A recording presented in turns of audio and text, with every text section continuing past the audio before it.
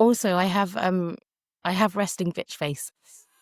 Oh, so do I. So I just wanted to say that now, just in case if I look confused at any point.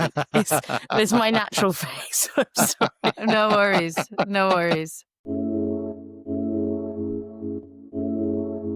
So today is a first for us again. It's our first episode with a guest and the first one that we do, obviously, in English. Following our previous episode and the truly positive feedback that we've been receiving, we wanted to introduce conversation with guests as a way to delve deeper into some of the topics we have touched on before and the ones that are yet to come. Also, as Iñaki and I both navigate in parallel our current unemployment while we question our new direction and explore new options, it felt only natural to speak to someone who has found herself in our shoes and who has discovered as she went along that there is not such thing as a linear career. Joining us today is Rachel Chadwick. Rachel is a film impact producer who creates campaigns that turn documentaries into movements for change. Her journey to her current role began with a personal turning point, which led her to her founding 60 Postcards, a project that started as a tribute and grew into a book and then a global conversation about grief and connection. Today, her work focuses on turning powerful films into spaces for empathy and action. Rachel has worked with award-winning filmmakers on powerful projects that bring together personal storytelling and social justice. Her path is anything but linear, and we're so excited to have her with us to talk about turning points, the choices that follow, and the unexpected paths they can open up. Thank you for joining us today, Rachel. Now, I would like to begin by asking you if you could take us a bit back to 2012, 2013, around that time, and tell us a bit about what were you up to and looking for at that time. Yeah, well, firstly, thank you for having me. I really appreciate it. Back in 2012, I was working for an oil company in London. I hadn't exactly intended to go down that route. I went to university, studied English, thought I was going to become a teacher. I had a last minute change and a last minute move to London and kind of fell into that industry. And it's safe to say that although working with people that I really loved and doing kind of okay at what I was doing, I just felt completely just out of my comfort zone in terms of, I don't know, what I was supposed to be doing, what I felt my purpose was. And something wasn't fitting for me. And I felt really detached. And maybe it felt a bit soulless. And I knew there was something else for me. And I think I did what many, many people do, in that you get comfortable and you're not necessarily having the worst time, but because you also don't know exactly what you do want to do, you feel kind of a security in the fact that you've got that job, you're there, you're working, everything's okay. I'm able to pay my rent and pay my bills and have some nice social times. So I think I just fell into that trap of being there year after year, feeling miserable, but still carrying on, despite knowing how kind of miserable I was. Yeah, so in that sense, you would say you were following the path or the certain path that it's supposed to be or was supposed to be. We grew up, I can say maybe we grew up to. And would you say you were experimenting with anything else or touching a bit different areas or just comfortable in that zone, as you said before? Yeah, I think I had real passion to be creative. So in my kind of outside work life, I was exploring other things, but nothing really was coming to me in terms of like a job path. But I think even after university, I think especially, I'm going to say our generation, I know I'm probably a bit older than you two, but in our generation, I still don't feel think that so. there's there's so much pressure on, finishing school. If you go to university, finishing university, knowing where you want to go. And it's like, what 18-year-old knows what they want to do for the rest of their life? So I think it just took me a very, very, very long time to get to where I wanted to. And in 2012, it was my mum's passing, and she had bowel cancer, and it was all very sudden. So she got diagnosed and died about 2 weeks later. So it was a complete whirlwind of a time that took me just completely by surprise. And then I was going back and from my home to London, and everything, it's like the world stopped. But of course, it does have to keep on moving. Mhm. And it was just a real moment in time. And all the cliches become completely true. I used to get very irritated when people would say them to me. Time's a healer. I'd be like, oh, shut up, Right. But Yeah. actually, all the cliches are there because they are true. So one of the cliches that really stuck was, life is short. And it really made me reflect on who am I? What am I doing? Where am I going? And I think I've mentioned this to you both before, but for me, there was deep sadness in that my mum passed, not seeing me happy and fulfilled Mhm. in certain areas of my life. Mhm. And so I thought, right, this is my moment. This is a time for me to really think about that. From that moment, I've always been a bit of a risk taker anyway. I don't mind change too much, but I think it really took another form, and maybe I go a bit far sometimes. But I decided to do a tribute in her memory. And for what would have been her 60th birthday, I went to Paris with a group of really close friends. And I scattered postcards that had a note about her all around the city. And reaching out to strangers who may find them, which I think was another thing that was interesting at that time. You don't want to burden sometimes the closest people in your life with the things that you're going through, with your struggles, even though they don't mind, of course, that you just feel guilty. So maybe reaching out to strangers was my way of kind of seeking help and connection. And I was just amazed that some people actually found some of these postcards and got in touch via email, because it was kind of not before Instagram, but I wasn't really using social media. So I loved that I did that project before social media really kicked Mhm. in. Absolutely. And then connected with strangers who'd found these postcards from around the world, who I realized we all have grief and go through different forms of grief, but it really is probably one of the only thing that binds us all together. And that was a really beautiful moment for me. And I think that even in itself gave me kind of more courage and more direction in thinking, right, wow, this experience is making me think, what do I want to do? And where do I want to go? And never will I ever be in a position where I'm doing something that doesn't feel morally quite right for me and who I am as a person. I feel like I'm rambling. I could talk about that project for ages. So I No, that's feel fine. like No, I wanted to say that I really connect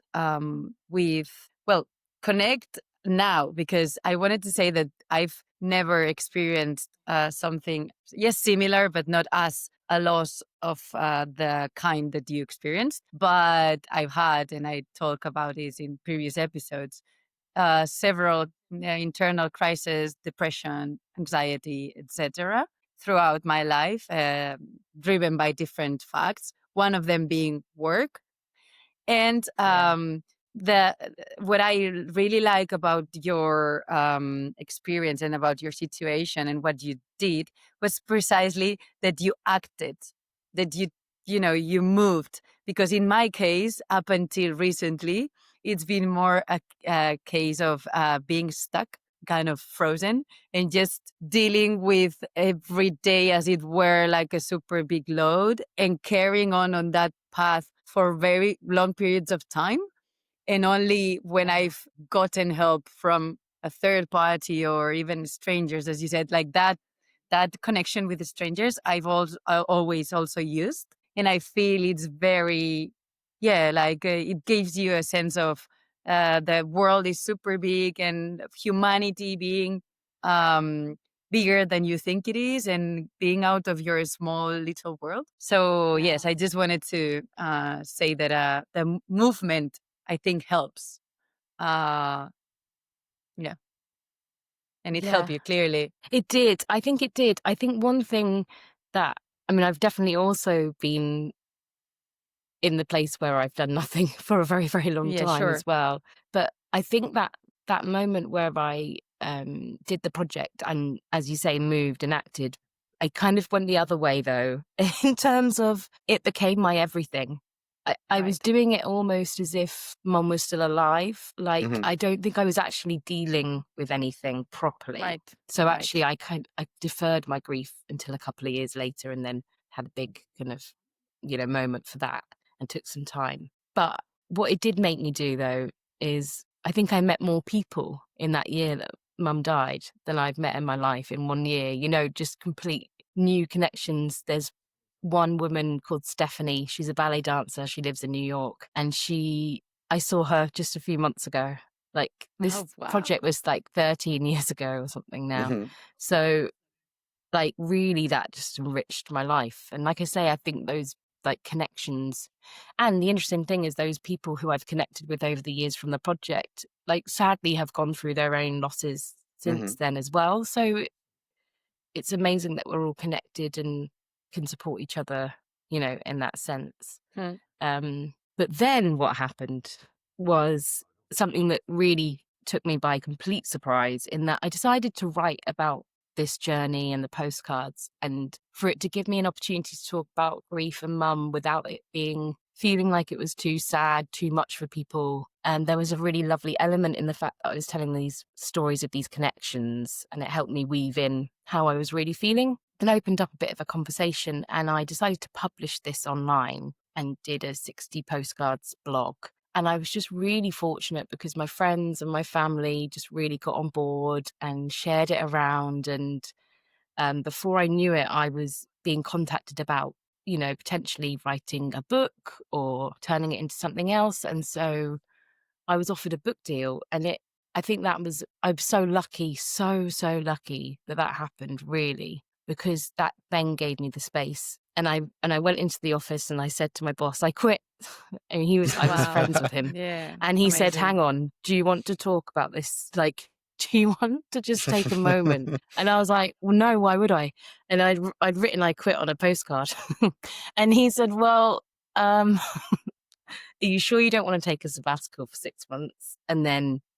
Which actually was super lovely. And Yeah. Mhm. he was such a nice man. He was so supportive. The minute I needed to get home during that time, he was like, don't think about anything, just go. And I had kind of a month off after mum died, no questions asked. But he did persuade me to do the sabbatical option, and I did a 6-month sabbatical. But I did say, Rob, in 6 months' time, I'm going to be walking in here with this postcard. I know it, but thank you for giving me something, thank you for Yeah. trying to give me security when I Yeah. don't even want it. Yeah.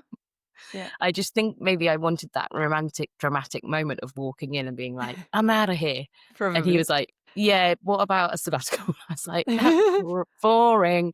But I did it, and then I did go in and quit.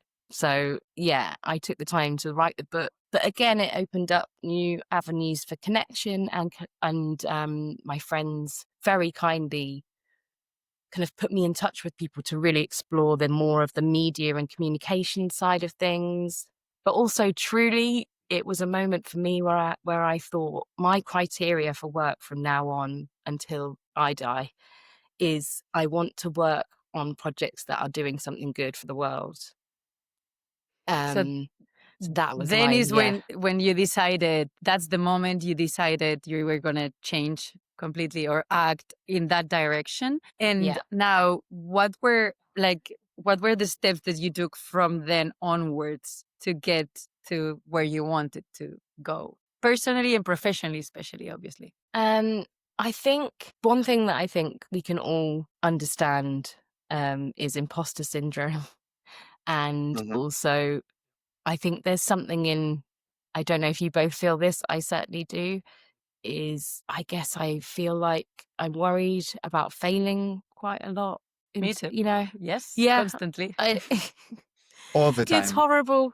Yeah, it's horrible. So I guess one thing I would say is that did change is I definitely took more risks and really went for what I was doing. But the one thing that I don't think's ever really changed is that imposter syndrome and feeling scared of failing that's still very much with me. So that is just something that I think hasn't moved away. But I got into the industry of like NGOs who were working on incredible international projects, and moved into the social impact space in film. And yeah, I think it's changed me as a person as well. I think being around people that you're both working with and working for in these, in these areas, it makes you think, it puts everything in perspective, right? But not too far. So, everything's relevant in your own world. But certainly it has taught me so much in terms of the bigger picture and perspective, and trying to keep myself in check in terms of, okay, yes, I've had a terrible day, but, what can I do about that? I'm very lucky and very privileged. I've got control of so many things in my life. Like, it's made me feel really way more grateful and allowed me to check in on that a lot more. And that's very interesting. And it leads us to something that we were wondering while we were looking at all your experience and the journey from what you just shared with us till now. And as making choices is obviously one of the hardest parts, because it's that uncertainty. You don't know where you're going. You have that sort of personality that I think we have as well, where you easily throw yourself onto things. But I imagine, like you were saying, following the book and all those opportunities, a lot more opportunities came up. And I personally find it really interesting. What was the motivation between choosing one over others? And whether at that point where everything is new again and dramatically in contrast with what you've done in the past, how do you make those choices? And do you at that point start to have like an inkling or an idea of what the new direction is? Or is it still very much instinctual and is just sort of motivated by a different thing? Yeah, that's an interesting one. There were a lot of options, and I think why I mentioned the failure and the imposter syndrome was one thing that everyone back where I'm from suddenly thought I was then going to become an author and write lots of books. But that wasn't my path. That I feel like that was a real moment to do with the project itself and my mum. Like that's my legacy, that's my tribute, and I'm so proud of that. But it was never a path I wanted to go down. So even though that could have been potentially something I could have explored, I just knew in my heart that wasn't it. And I think it was really hanging out with, you and Yaki at the time, that everyone, I was hanging out with such good people around that time, all doing different things. And really it was just hearing, learning, thinking about, did you have those computers in school that you'd put in like what kind of person you are and then it told you what job you should have? No. Maybe No, that was a UK thing. Opportunity. Yeah, it must have been a UK thing. We barely got computers at school, as it were. Exactly. Oh yeah. I mean, these were old school computers. This is like, early 90s. But you used to type in like things you liked and then it would come out with, and I guess I was doing that, but in terms of just through talking to people and my friends and what worked for them and what didn't, and actually listening to them and what they felt would be a good fit for me, which I really was so grateful for. And my friend Anya eventually said to me, look, there's a job coming up where I work at a place called Girl Effect, which was part of the Nike Foundation. And it was in comms. And even though I hadn't really worked in comms, I think because of the campaign and writing and some of the work I'd done, even in the oil company, but I was just very fortunate. I went in and interviewed and was able to, that was really the platform for me to start thinking about that next chapter. But still, I knew that comms probably wasn't going to be it for me. I still knew that I wasn't quite there, but I was certainly so much closer to what I wanted to do. And the key thing for me was just the sense of feeling less guilt, less worry, less, less angst. I felt much more content leaving the office, whereas, at the other office, I'd go to the pub and drown my sorrows, Like, if I'm honest. fair enough.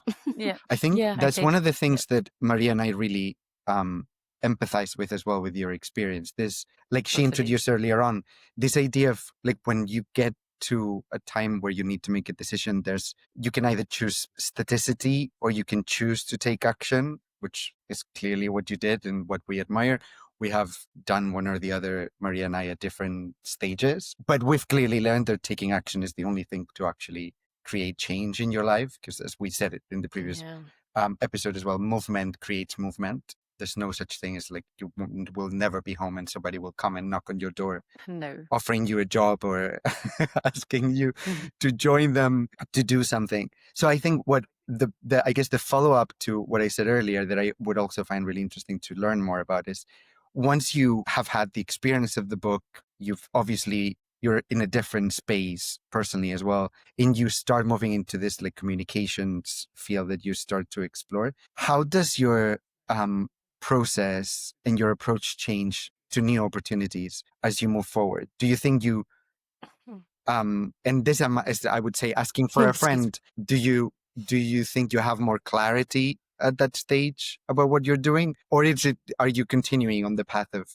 instinct and following your gut? Yeah, I think definitely I felt stronger in making choices and decisions. And like I say, because I felt like once I'd changed into comms and were moving into the media and comms area, because I knew more what I wanted to do, I felt it was easier to say absolutely no to certain opportunities because it was instinctive, but like you say, I acted on it more, I think, because everything was coming back to what I had experienced at the time with Mum was the worst thing I've ever experienced. And, well, still is. I mean, that sounds weird, but you know what I mean? And I feel like it did subconsciously all come back to that. So when I had a choice in front of me, the old me probably would have been like, oh, I don't know. It's taken ages to think about it. Probably asked loads of people, whereas now I definitely make way more choices very quickly myself. Right. That said, still do end up, I take too much on sometimes in various ways, but also I do feel like I still can get into that stagnant stage with certain things. Definitely. Definitely. It's still there. And what do you do when you get to that? Is Linger there in an it, answer? It's wallow. also okay to say nothing exactly. Wallowing is fantastic sometimes. I love wallowing in my situation sometimes. It's terrible. No, I think maybe what's fair to say is I can pull myself out of them much quicker than I used to. Right. So it still happens. But yeah, there'll be this moment and I'll think, hang on, you recognize it quicker with everything. You know, you're like, I know what's happening. I know what I'm doing. You have a word with yourself and you're like, get out the flat and stop, messing about. So I think, yes, it's experience and from previous situations and the learnings that you've got. It's this skills of life that life's given you, and now you can use them however long it takes, but they are there and they will come, if we may say. And now I'm curious about this is a reflection / question, but I think it's clear that sometimes it takes like a huge or big event for us to realize that we don't want to keep on going in a certain way or doing specific things, etc.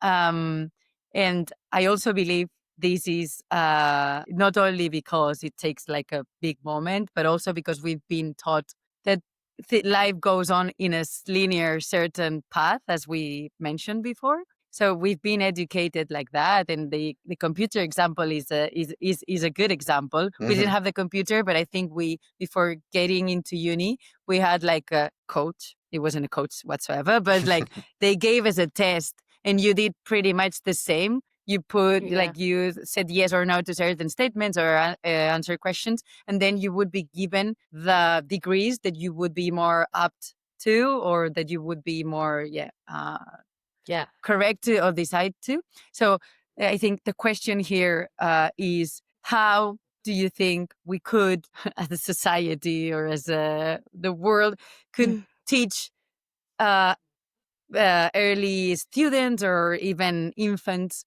that it's okay to make mistakes, to change, learn to learn by doing, and maybe not by standing up to certain standards. Okay. Whoa. Only easy questions today. Yeah. Only easy questions. How are we going to change society's view on career? I do think that because I come from a family of teachers. So my mum was a teacher, my dad worked in education. Sarah, my sister, one of my sisters, other one, Hannah, got to mention her name. And Sarah is a teacher, and so it kind of, I'm around those kind of discussions all the time and about how things have moved so much and how social media has such a huge impact on the mental health of students now. And the pastoral care is almost superseding the education side of things. So I would say kind of the first thing, and I don't know if you both think that I would have just so appreciated more, I guess, more visits from people who are out there in the world, from university students, but also to people in the world of work who just started out, or probably Absolutely. more useful, someone who'd done 3 different jobs and was coming in.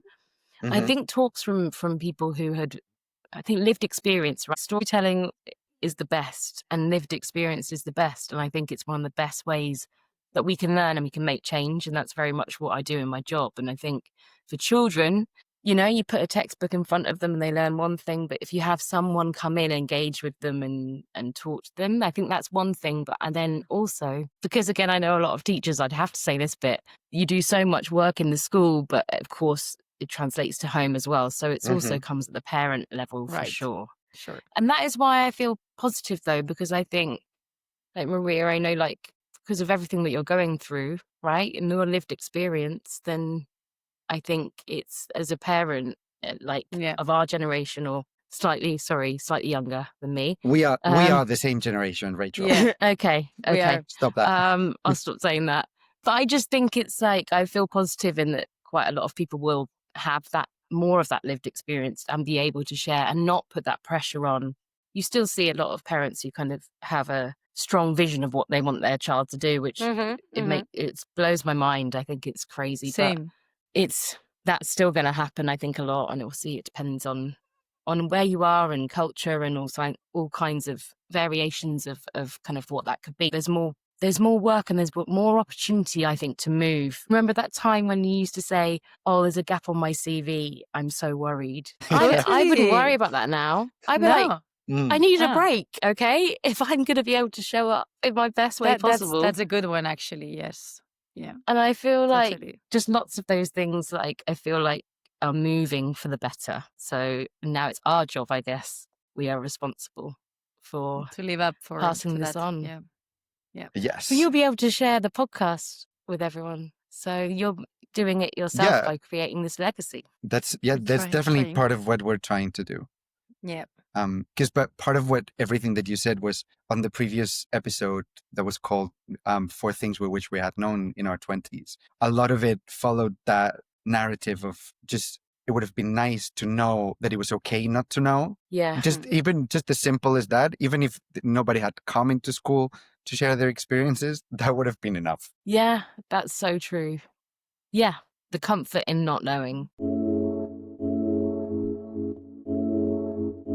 I think what's very interesting is that everything we're talking about is really, really linked to the 2 previous episodes that we've had so far, but especially the last one about the things that we wish we had known when we were in our 20s, even growing up. And it's really the reason why we decided to create the Overcompensating, because we talked about it but it was in Spanish in the previous episode, about how Maria had just moved to Lucerne in Switzerland. I think it's about a month and a half or 2 months ago.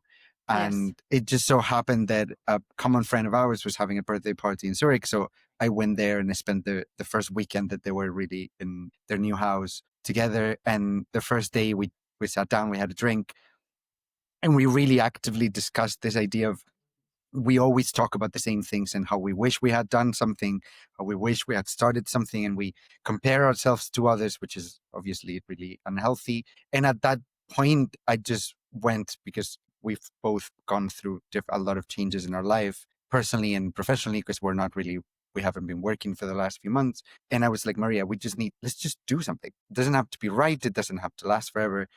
And this idea of because we're always laughing about how we overcompensate for things in life, we decided to create the Substack with the goal of leading into the podcast that's obviously been now taking place for the last few weeks. But there's the aspect, which is, all my ranting was really leading to, that we felt that we always lacked a bit of community in that sense. That apart from our very few friends that we're lucky to have, we don't connect to a lot of people in where we grew up, and especially in Spain, about, not having an idea what we're doing, wanting to change, always sort of being hungry for something new. And it's been really nice for the last few weeks when people have started to listen to us to start to find that community, which I get the sense is what you also experienced. So yeah, actually, I think the idea of putting ourselves out and sharing and we're getting natural feedback from people that don't know us or that we fairly speak to, and that sense of belonging to a thing that is bigger than us. I think that we didn't started it for this only purpose, but it's certainly given us the motive to keep going and being grateful that we are experiencing this. So I wanted to ask if this resonates with you and what you're doing nowadays, and how you ended up doing it, and if you can share a bit more about what exactly it is or the projects you're working in. Yeah. So firstly, I love that. And I love what you've created, because I do think there's just such a gap for this kind of thing. I think a lot of people also work remotely now, or Mm-hmm. it's quite an isolating journey sometimes on your career path, which used to be very much office teams, everyone together. And I think because there's, again, a lot of movement and a lot of now working from home and everything, I know I certainly feel like sometimes feel quite isolated. So when you've got big decisions to make, or you're just actually big decisions, or just the day to day and the Mm-hmm. talking through life, like having something like this is, Mm-hmm. I think just so helpful to to talk through everything. So yes, I think in terms of my new work, so I've been doing this for about 6 years now, and it felt like quite a natural progression from the communications and media to the world of kind of film and media, but social impact as well. So my great friend Becky was working for a film distribution company at the time, and they were looking for people to come and help run an impact campaign for a new documentary coming out. Mm-hmm. And they wanted people with a blend of experience. So it made sense to have a bit of advocacy, a bit of media, had worked in international development. And it really felt like one of those moments where I was like, oh, this is something that I should be doing. It was like that moment, but that was when like all of these things, and I had done quite a few different comms roles and in different areas and in policy and advocacy and in media. And I hadn't really fully found my kind of one specialism or anything, I guess. So this felt like a moment for me. And so I'm really pleased. And in the last 6 years, I have been mainly working with a filmmaker called Wad Al-Khatib, who is a Syrian filmmaker. She made an incredible documentary called Fasama, which was Oscar nominated, BAFTA winning, like Wow. just incredible response to that. And working with Wad and her husband Hamza, they were like, this isn't just a film, we need to do something with this. We want to work on the themes within it. And that's what we do to this day. So even though the film came out 6 years ago, we're That's still amazing. working on it. And I think that, to me, so what I do is I think I bridge like media and advocacy. I kind of create the bridge between media and advocacy. So I work on storytelling projects, film projects that have some kind of social impact area, and I help make sure that those stories don't fade away, because I think that happens a lot in everything that we do, and this content that we put out there. There's so much out there. Yeah. So my passion is to basically make sure that I'm creating a legacy for these filmmakers, so that these incredible, important documentaries don't get shown once on the TV and then, I'm creating kind of action points from them. So so that again, I wasn't seeking it, but it was through the people I was working with who knew what I was doing that ended up, that moment kind of came up, and I was still working for an NGO at the time. So I actually find that really interesting, because I've been thinking about this a lot lately. I've done some like smaller jobs, but I haven't been working full time since June of this year. And it'd be interesting to know as well if Maria, who's in a similar situation, feels the same. But the more distance I have between what I've been doing during my career up until now, which it has been fashion, and I don't want to devalue fashion, but it is, we make things and we sell things and we promote those things to sell those things. And because I work on the higher tier, the prices are insane. But the more distance I have between that job, that even though I still like the sort of essence of it, the more I realize how I'm kind of craving to do something that adds value, that connects me to people, that I don't want to make it sound so grand as if to think that I will leave a mark on the world, but I would like to try to do something that has more meaning that just, I help sell X millions worth of luxury clothing, which is, again, not devaluing it, but it is something that I'm trying to really think about and see how my skills and my interests sort of can be intertwined with that eagerness to affect change. And I haven't really figured it out yet, but maybe this overcompensating project is A a way, at first least. approach Mm. to do that. But I don't know if you agree with that, Maria, and if you're going So through the same thing. I totally agree. What it's different, I would say, is that maybe like one of my latest jobs, as Iñaki knows, you don't obviously, but I was for a fintech, social impact fintech actually, and my role there was community building.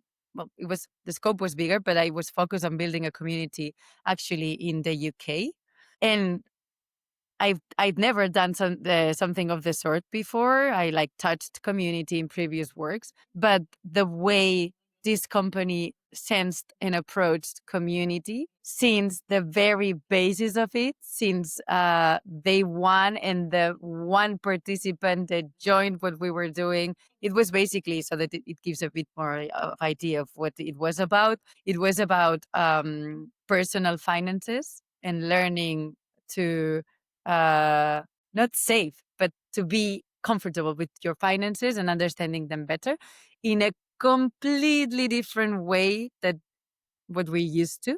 And it actually made me that work, even though for a myriad of reasons, and one of them being I wasn't well and it wasn't my full thing or whatever. I was doing well, but it gave me like a total new perspective about the power of starting small, caring about every single person that you have on board. And I still have relationship with these people. And so I decided from that moment on, I would like to focus or follow a path that led me to impact more on people, or just at least feel that I am impacting in any ways, which on the opposite side of things, I believe, or I tend to believe, you can do in your everyday life. So I'm a firm believer of small gestures, like smiling at a stranger who's looking very serious, or just like very small gestures, being really aware of how your friends are, your relatives, etc., and taking care of that is also creating positive impact. That it can start humbly, and then so yes, I agree, and I think it's something that I would like to put my next move or whatever it is it's coming on.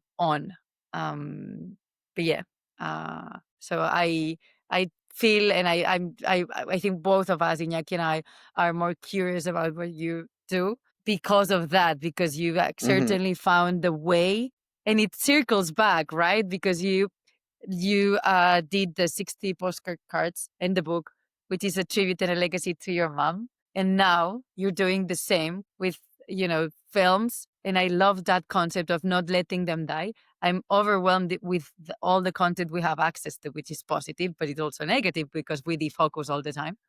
So I think I love it. I love how it circles back, even though sometimes like I have to build my community now here. Like I feel a bit isolated as well. And I think something interesting to talk about maybe is how technology helps to bridge, but also how it refrains us sometimes to go out there, meet, talk, have a coffee, and be in community centers. I looked for one in here in Lucerne and I haven't been yet. And it's something that I want to go because here in my house and going back and forth to pick up my kid from school, I'm not going to meet anyone for sure. Yeah. So I think it's funny how we've got here to this point in the conversation, because as I was listening to you, I was thinking there's an element of Rachel's story up until now that feels like we're a few steps. I mean, obviously, all of our lives are different, no? But we're a few steps behind in the sense that we've got to that point where we are looking for change.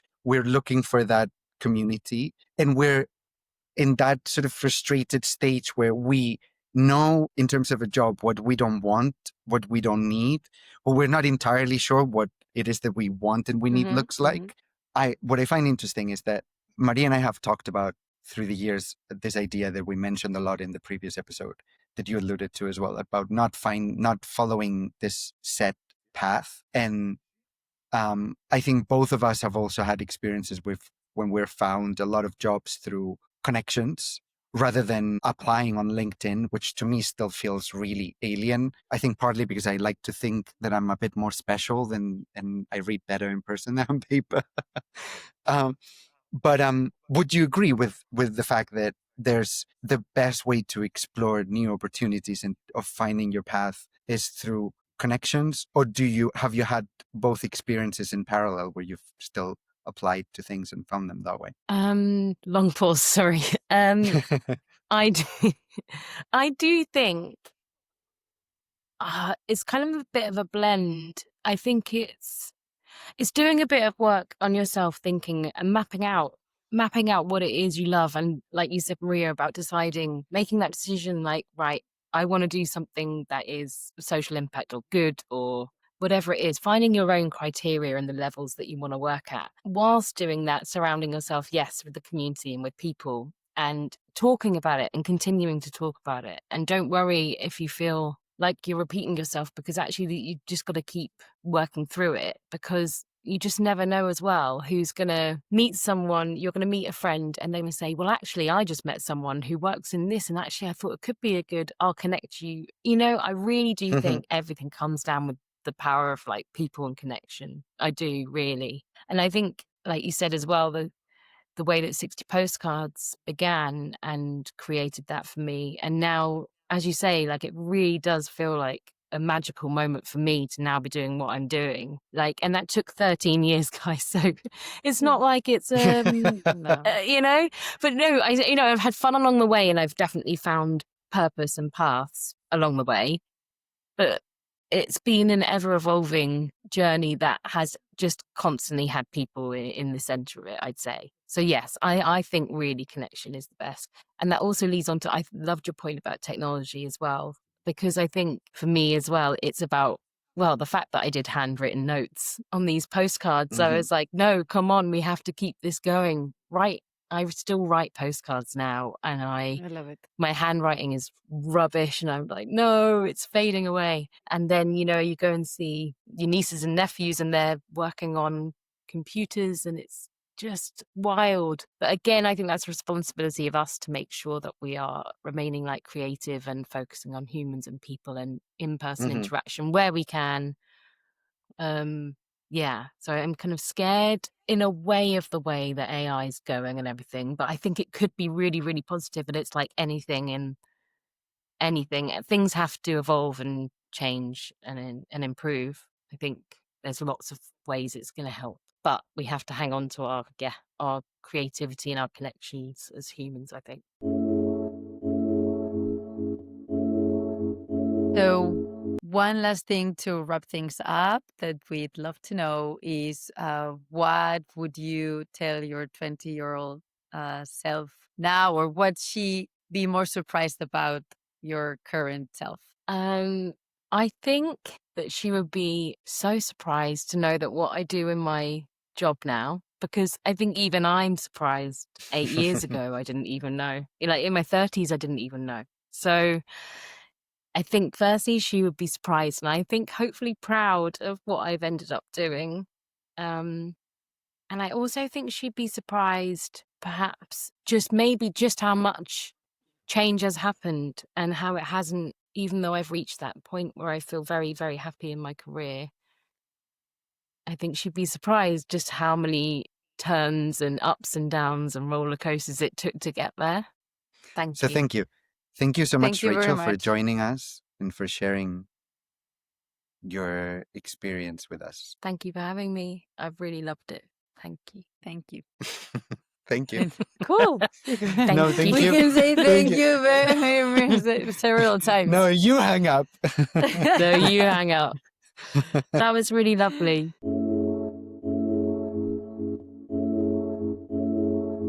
So, Maria, what's the next podcast about? Truth is, we don't know just yet. But what we know is that it's going to be the first one we do in person together for the first time. Woo! Just Dance. Amazing. Yeah. So like and subscribe.